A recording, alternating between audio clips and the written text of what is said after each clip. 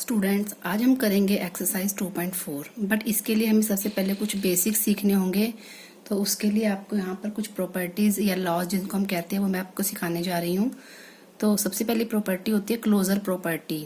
ठीक है, ये क्या कहती है? If A and B are two whole numbers, यदि ए और बी कोई भी दो होल नंबर्स हैं, देन देयर प्रोडक्ट मतलब ए मल्टीप्लाई बी, इन दोनों को मल्टीप्लाई कर दे तो उनका आंसर जो होगा वो भी एक होल नंबर होगा। एग्जाम्पल जैसे 4 मल्टीप्लाई 5, हमने 4 यहाँ पर ए है और 5 जो है वो बी की वैल्यू है, इन दोनों को मल्टीप्लाई कर दिया 20, it is also a whole number. Okay, तो ये थी क्लोजर प्रॉपर्टी। सेकंड होती है कम्यूटेटिव प्रॉपर्टी। इसमें क्या होता है कि if A and B are two whole numbers, अगर ए और बी दो होल नंबर है, देन ए मल्टीप्लाई बी और या इक्वल बी मल्टीप्लाई ए, मतलब इनको ए को पहले लिख दो और बी को बाद में लिख दो, या बी को पहले और ए को बाद में लिख दो, तो इन दोनों की मल्टीप्लिकेशन सेम होगी। एग्जाम्पल है 6 और 7, ए और बी की वैल्यू ले ली मैंने, इनको मल्टीप्लाई करेंगे 42, या 7 मल्टीप्लाई 6 करें तब भी 42। तो ये प्रॉपर्टी मतलब क्या हो जाएगा, 6 और 7 का जो मल्टीप्लिकेशन होगा वो दोनों तरह से सेम होगा। तो ये कॉम्यूटेटिव प्रॉपर्टी के अंदर आता है। तीसरी होती है एसोसिएटिव प्रॉपर्टी। इसमें क्या होता है, if A B and C are 3 whole numbers, then A multiply B, इसमें हमने पेयरिंग कर ली, ए और बी का पेयर करके सी को बाद में कर दिया मल्टीप्लाई, या ए को अलग कर दिया और बी और सी की पेयरिंग कर दी। तो यहाँ ए और बी और सी की वैल्यू आप लेकर आप यहाँ पे इसको वेरीफाई भी कर सकते हो। तो कम्यूटेटिव में 2 ही नंबर होते हैं और एसोसिएटिव में 3 नंबर होते हैं। उसके बाद बड़ी मेन और इम्पोर्टेंट प्रॉपर्टी होती है, वो होती है distributive property of multiplication over addition and over subtraction. पहले मैं एडिशन बता देती हूँ क्या होती है। इसमें भी 3 ही नंबर्स होते हैं, ए मल्टीप्लाई बी प्लस सी, यहाँ पे प्लस का साइन आता है इसलिए हम इसको ओवर एडिशन बोल रहे हैं। तो क्या करेंगे, इसको सोल्व करेंगे तो लेफ्ट साइड है, इसको राइट साइड पे कैसे सोल्व करके दिखाएंगे, ए मल्टीप्लाई बी प्लस, ये वाला प्लस आता है बाहर, ए मल्टीप्लाई सी। ठीक है, यहाँ पर आप ए बी और सी की वैल्यू पुट करके इसे दोनों साइडों पर वेरीफाई भी करके देख सकते हो। उसके बाद नेक्स्ट आती है distributive property of multiplication over subtraction. अभी सब्ट्रैक्शन के ऊपर है, मतलब ए मल्टीप्लाई बी माइनस सी, यहाँ पर ए multiply B minus A multiply C. ठीक है, उसके बाद आती है मल्टीप्लिकेटिव प्रॉपर्टी ऑफ जीरो। इसमें क्या कहता है, जीरो को किसी भी नंबर से मल्टीप्लाई करो, लास्ट में जीरो ही आता है। ए को किसी भी नंबर को जीरो से कर दो या जीरो को किसी भी नंबर से कर दो, आंसर तो जीरो ही आता है। So this is the multiplicative property of zero. Students, अब हम करेंगे एक्सरसाइज 2.4। तो फर्स्ट सम है find the product with suitable arrangement. अब यहाँ सुटेबल अरेंजमेंट वर्ड देती जैसे कि पिछली एक्सरसाइज में था, लेकिन यहाँ पर हमने सुटेबल अरेंजमेंट का मतलब होता है कि अब आपने पेयरिंग अपने हिसाब से करनी है। तो आपके पास ये 4 नंबर इन्हें आपस में मल्टीप्लाई करना है, तो इसके लिए हमने एसोसिएटिव लॉ लगा दिया, क्योंकि यहाँ पर क्या होता है कि 3 हो या 3 से ज्यादा नंबर हो तो हमने क्या करना होता है, वहाँ पे एसोसिएटिव लॉ ही लगा देते हैं। अब आपने इस तरह से पेयरिंग करनी है इनकी, ताकि आपको 0 मिले एक पेयर में। ठीक है, अगर आप इन दोनों को देखो तो 4 और 4 को मल्टीप्लाई करोगे 6 आएगा लास्ट में, 16 का 6, तो ये भी आपका पेयरिंग ठीक नहीं है। अगर आप 4 और 5 को लेते हो तो अब क्या आता है, इनको मल्टीप्लाई करके देख लो, तो हमने एक पेयरिंग इसी की ले ली 125 और 4 की, क्योंकि इनको मल्टीप्लाई करने पर 500 आएगा। ठीक है, और 694 और 2 को अलग पेयर में रख लिया। इसके बाद इन दोनों को मल्टीप्लाई किया तो आपके पास आ गया 1388, मल्टीप्लाई इन दोनों को कर लिया 500, कि जिसमें हमें मैक्सिमम 0 मिल जाए उस हिसाब से पेयरिंग करनी है। क्योंकि अब इसमें 2 0 मिल गए ना हमें, तो हम क्या करेंगे, अभी ना ईजी हो जाएगा मल्टीप्लाई करना। पीछे की 2 0 तो एज इट इज लग जाती हैं, बचा ये 1388 और 5, इन दोनों का वापस से मल्टीप्लाई करके यहाँ पे आप रफ में भी देख सकते हो इस टाइप से। इसको आप 5 से कर लोगे तो आपके पास आ जाएगा यहाँ पे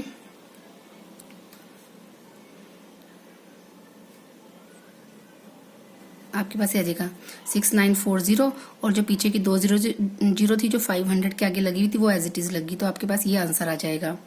ठीक है, इसी टाइप से एक और पार्ट यहाँ पर करके दिखाया हुआ है, तो इसमें आपको आसानी से दिख ही रहा है कि इसमें हम देखो एसोसिएटिव लॉ लगा के दिखाया गया है। आप फर्स्ट पार्ट में भी ये फॉर्मूला लिख सकते हो। देखो यहाँ पर उन्होंने क्या किया, 2 और 5 की पेयरिंग ले ली और 9 8 9 7 को अलग लिख दिया, 2 और 5 को मल्टीप्लाई कर लिया, 10 आ गया। अब आप इन दोनों को मल्टीप्लाई कर लो तो स्टूडेंट्स आपके पास ये आंसर आ जाएगा। ओके, इसी टाइप से इसके नेक्स्ट पार्ट भी सोल्व करके दिखाए गए हैं। ठीक है, उसके बाद सेकंड क्वेश्चन है find the value of each of the following. इसमें भी आपको वैल्यू निकालनी है, लेकिन इसमें देखो ऐसा कुछ नहीं कहा गया कि कोई प्रॉपर्टी लगानी है, हम अपनी इजीनेस के लिए प्रॉपर्टी लगा लेते हैं। तो आपके पास जो सेकंड क्वेश्चन है इसमें आपके पास वैल्यू इस टाइप से दे रखी है।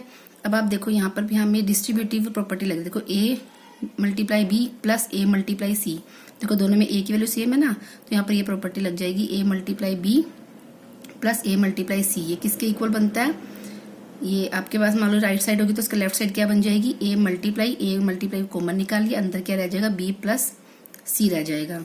ठीक है, तब आप क्या करोगे, अब इसके बाद यहाँ पर सोल्व करके दिखा रखा है इन्होंने यहाँ पे इस टाइप से, ये इसका सॉल्यूशन है। ठीक है, तो यहाँ पे आपके पास ये वैल्यू थी ना, अब हमने क्या किया, इसमें से 7909 को जो दोनों में कॉमन था बाहर निकाल लिया, और साथ में मल्टीप्लाई का साइन भी कॉमन था वो भी बाहर निकाल लिया। अंदर क्या बच गया, b प्लस सी, b मतलब 98 और c मतलब प्लस के 2। ठीक है, 98 और 2 को प्लस कर लिया, 100 आ गया। इसके बाद इन दोनों को सोल्व करके आपके पास ये आंसर आ जाएगा। तो आपको यहाँ पे अपने हिसाब से डिस्ट्रीब्यूटिव प्रॉपर्टी लगानी है, आपको यहाँ पर इसको सिंपल सॉल्व नहीं करना है। इसी टाइप से स्टूडेंट सेकंड क्वेश्चन के बाकी पार्ट्स भी यहाँ डिस्ट्रीब्यूटिव प्रॉपर्टी से सॉल्व करके दिखाए गए हैं। जैसे एक क्वेश्चन और ले लो आप, यहाँ पर भी डिस्ट्रीब्यूटिव प्रॉपर्टी ओवर एडिशन लगेगी क्योंकि यहाँ पर प्लस का साइन है। ठीक है, इसमें से हम क्या करेंगे, a मतलब 43,987 इसको अलग कर लेंगे और साथ में मल्टीप्लाई का साइन भी कॉमन है, इसको बाहर निकाल लेंगे।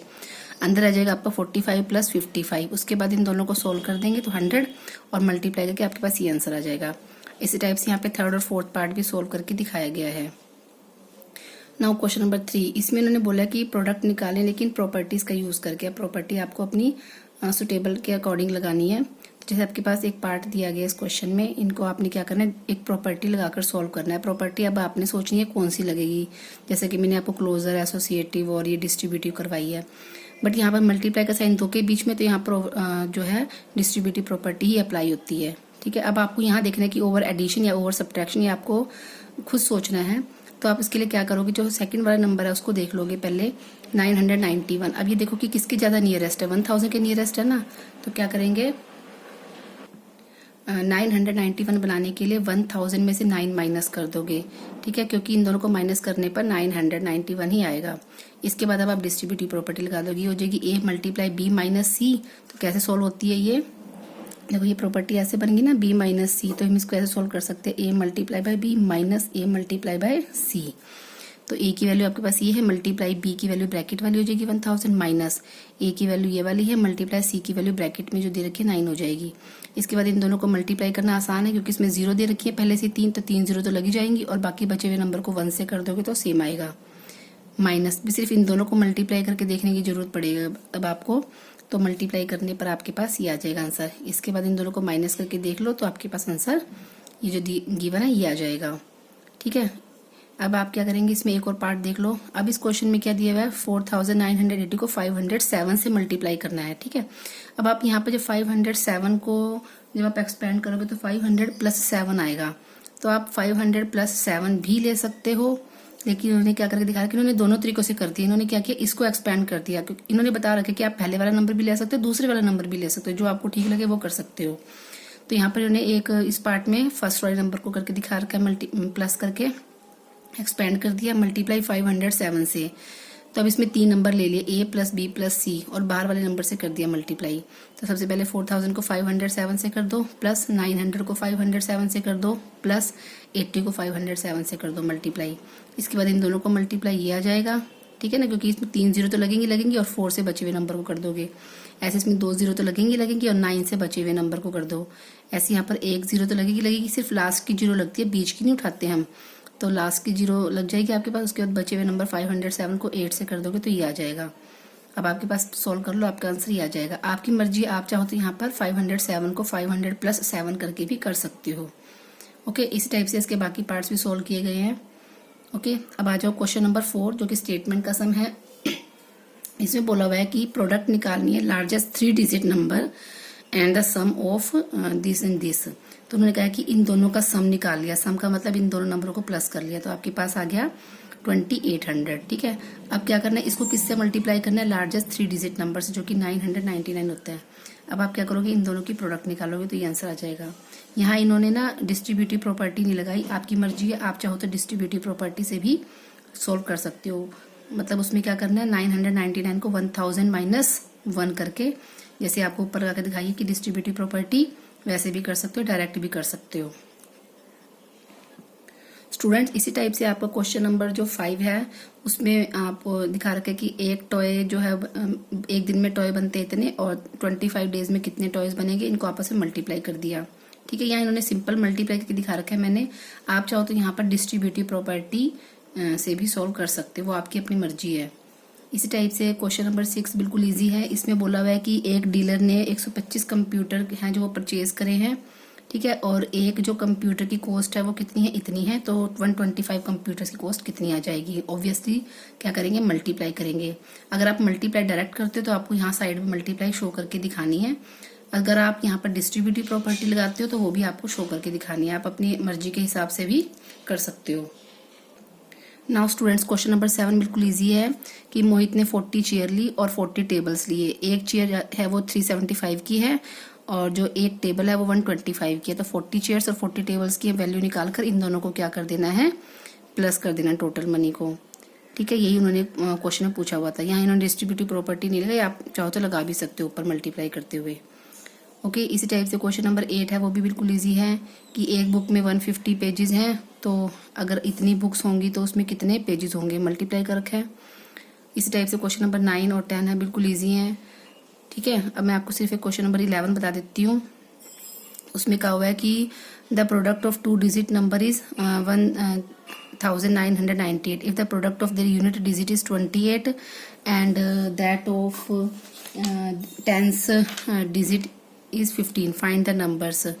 ठीक है, तो इसमें इसने बोला है कि आपके पास यूनिट प्लेस पर ऐसे डिजिट लेने हैं जिनकी जो मल्टीप्लिकेशन है वो 28 आती है। तो यूनिट प्लेस पर या तो 4 हो सकता है या फिर 7 हो सकता है, क्योंकि 4 और 7 का मल्टीप्लिकेशन ही 28 होता है। ठीक है, दूसरा वो कहता है कि टेंस प्लेस पर ऐसे डिजिट लेने हैं जिनकी प्रोडक्ट 15 आए, तो यहाँ पर 3 होगा या फिर 5 होगा। ठीक है, तो अब वो कहता है गिवन जो प्रोडक्ट है 1998 आने चाहिए। तो ऐसे नंबर का पेयर बनाना है आपने। तो आपके पास ये दो नंबर क्या बनेंगे, हम कहते हैं कि जो पिछले वाला यूनिट प्लेस है या तो वहाँ 4 आए या फिर 7 आए, तो 4 और 7 लगा दी यूनिट प्लेस पर, और टेंस के प्लेस पर या तो 3 आना चाहिए या 5 आना चाहिए। तो ये नंबर क्या बन सकते हैं, 34 और 57। अब इन दोनों की जब हम प्रोडक्ट करेंगे, मल्टीप्लाई करेंगे, तो आपके पास 1998 आएगा। इसी टाइप से जब हम इन्हें इनका उल्टा कर लेते हैं कि उन्होंने बोला कि कुछ भी आ सकता है नंबर। अगर वंस प्लेस पर हम 4 लेते हैं और यहाँ पर 7 ले रहे हैं, तो हम क्या कर सकते हैं, यहाँ पर टेंस के प्लेस पर यहाँ पर 5 ले लिया और यहाँ 3 ले लिया। अगर इनकी प्रोडक्ट करते हैं तब भी क्या आएगा आंसर, 1998 ही आएगा। ठीक है, तो यहाँ इन्होंने केस करके दिखा रखा है। केस 1 में इन दोनों को मल्टीप्लाई करके दिखा रखा है, तो यहाँ पर ये आ रहा है मल्टीप्लाई। दूसरी स्थिति में 54 और 37 को मल्टीप्लाई किया तब भी आंसर सेम आ रहा है। तो रिक्वायर्ड नंबर क्या होने चाहिए, 54 और 37। अच्छा, इन्होंने बोला है देखो यहाँ मल्टीप्लाई किया तो 1998, और अगर हम 34 और 57 लेते तो ये आएगा। तो आपके पास सही आंसर क्या हो जाएगा, पेयर में 54 और 37 हो जाएगा। ओके स्टूडेंट्स, तो आपकी एक्सरसाइज 2.4 थी। 2.4 को ध्यान से समझ के अपनी फेयर नोटबुक में कंप्लीट कर लेना। Okay students, okay, thanks.